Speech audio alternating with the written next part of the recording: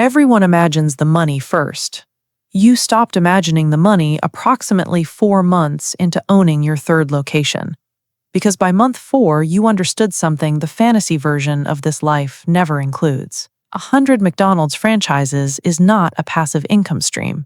It is a corporation. And you are the corporation. And corporations do not sleep. You are 46 years old. You own 100 McDonald's franchise locations across 3 states. You drive a 2019 Ford Explorer with 78,000 miles and a French fry smell that has become permanent regardless of what you do about it. Your phone has 47 unread emails at 6:14 in the morning. You have not checked them yet because you are sitting in the parking lot of your highest volume location on a Tuesday watching the breakfast rush from the outside before you walk in, because this is how you start every Tuesday. Not with a board meeting, not with a call to a portfolio manager, with a parking lot and a coffee you made at home in a $34 drip machine, because the irony of paying for coffee is not lost on you, and 47 unread emails that are already becoming 48. Here is what 100 franchises actually looks like. Each location generates between $2.8 million and $4.1 million in annual gross sales. McDonald's corporate takes a service fee of 4% of gross sales, plus rent averaging 8 to 12% of sales. Your net operating margin after food costs, labor, royalties, rent, and equipment maintenance runs between 6 and 8% on a well-managed location. On a poorly managed one, it runs negative. You have 3 poorly managed ones right now. You know exactly which 3. You have known for 11 weeks. You are driving to one of them after this parking lot. The staff across your 100 franchises numbers approximately 3,500 people. You do not know them all. You know more of them than you should need to. You know Darnell, who manages your highest volume drive-thru and who has worked for you for 9 years and whose shift scheduling decisions are worth approximately $40,000 a year in labor efficiency. You know Patricia, who runs the overnight crew at a suburban location, and who sends you a text every Friday morning that says, "All good," with a period at the end. Because Patricia knows you well enough to know that "all good" with a period means something different than "all good" with nothing. You know a regional manager named Howard who wears the same blue polo every site visit and carries a clipboard in 2026 unironically, and has caught 3 inventory discrepancies in the last 18 months that saved you a combined $94,000. Howard is worth significantly more than you pay him. You are working on that. Let us be precise about the money, because the fantasy deserves a factual correction. At an average net margin of 7% across 100 locations averaging $3.2 million in annual gross sales each, that is $320 million in gross revenue annually. Before your own taxes, before the debt service on properties you are still carrying financing on, before the capital expenditure requirements McDonald's corporate mandates for equipment upgrades, before the 3 locations running negative that are costing you $34,000 a month combined while you fix the operational problems that created them. The number is real. The number is also the beginning of the calculation, not the end of it.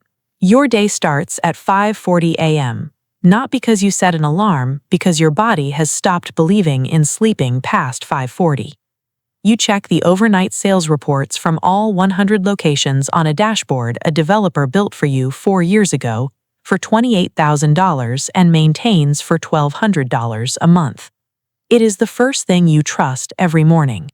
It shows you which locations hit their targets, which ones missed. By 6:30 a.m., you have flagged 4 locations. By 7 a.m., you have sent 3 texts and 1 voice note to regional managers. By 7:15 a.m., you are in the parking lot of location 47, watching the breakfast rush. People ask you what it feels like to be rich. You think about that question in the parking lot sometimes, between the 47 emails and Howard's clipboard and the 3 locations running negative. It feels like responsibility that has outgrown the word responsibility. It feels like 3,500 people whose rent and groceries and car payments are downstream of decisions you make in parking lots at 6:14 in the morning. It feels like a phone that vibrates during every meal you have ever tried to eat slowly. It feels like being the load-bearing wall of a building that 3,500 people live in, and load-bearing walls do not get days off. You have tried to explain this to people, the ones who say they want what you have, who hear 100 McDonald's and imagine a woman on a patio somewhere checking a number that keeps going up. You try to explain Darnell and Patricia and Howard's Clipboard and the 3 locations and the equipment remodel cycle that will cost $4.2 million across 14 affected locations by end of next year. People listen, people nod, people say yes, but still though, and you understand, because you would have said yes, but still though too, before the parking lots, before the 5:40 a.m., before you understood that scale is not a multiplier of ease. Scale is a multiplier of everything, including the problems. Your daughter is 17. Her name is Zoe. Zoe knows roughly what you do. She has been to locations with you. She has met Darnell and thought Howard's Clipboard was funny. She does not want to own franchises. She wants to study environmental law. You told her that was a good idea. You meant it completely, not because the business is not worth building, because you built it from nothing and you know exactly what nothing costs, and you want Zoe to choose her load-bearing walls with full information, not the fantasy version, the parking lot version, the 5:40 a.m. version. You are writing that version down for her, slowly, in a notebook you keep in the Ford Explorer that smells permanently of French fries, because that is the inheritance worth leaving, not the locations, the education that comes from standing in enough parking lots early enough in the morning to understand what the number actually costs. It is 7:22 a.m. You finish the coffee from the $34 drip machine. You get out of the Explorer. You walk into location 47. The breakfast rush is moving well. The drive-through line is 11 cars deep and cycling correctly. The lobby is clean. The fryers are running. Someone behind the counter is moving with the specific, efficient rhythm of a person who has done this long enough to make it look easy. You stand near the door for 90 seconds. You see 3 things that need attention. You note them. You will mention them to the manager before you leave. Not critically, specifically, because specific is the only thing that actually fixes anything. Then you walk to a corner table. You sit down. You open the 47 emails, which are now 53, and you begin. Because this is what 100 McDonald's franchises actually looks like. Not the golden arches, not the patio, not the number going up while you sleep.